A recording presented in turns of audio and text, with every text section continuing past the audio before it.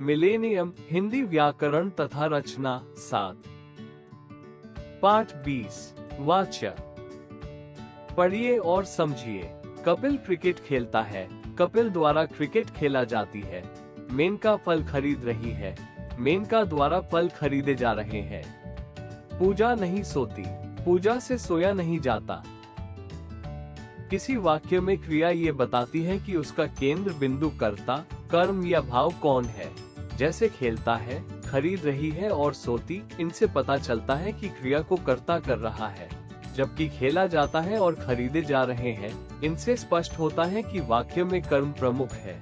सोया नहीं जाता, इससे ज्ञात होता है कि क्रिया भाव पर आधारित है।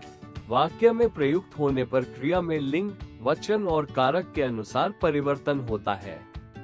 क्रिया कभी कर्ता के अनुसार, कभी कर्म के अनुसार और कभी स्वतंत्र रूप से बदलती है।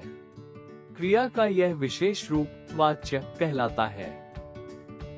जिस रूप से यह पता चलता है कि क्रिया को मूल रूप से चलाने वाला कर्ता है या कोई अन्य घटक, उसे वाच्य कहते हैं। वाच्य के प्रकार। वाच्य के 3 प्रकार हैं। 1 कर्तृवाच्य, 2 कर्मवाच्य, 3 भाववाच्य। 1 कर्तृवाच्य। कर्तृवाच्य वाक्यों में क्रिया को करने वाला कर्ता प्रधान होता है और उसी के अनुसार क्रिया भी चलती है। जैसे शारदा किताब पढ़ रही है। मैंने पानी पी लिया।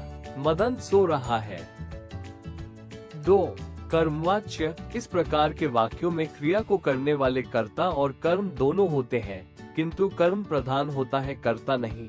इसीलिए कभी कभी कर्ता का लोप भी हो जाता है। जैसे मुझसे ये कपड़ा नहीं धोया जाता। ये किताब नहीं बिकती। बाहर का दरवाजा नहीं खुलता।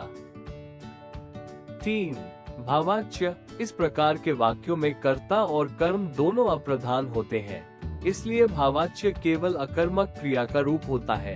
जैसे मुझसे चला नहीं जाता, यहाँ सोया नहीं जाता।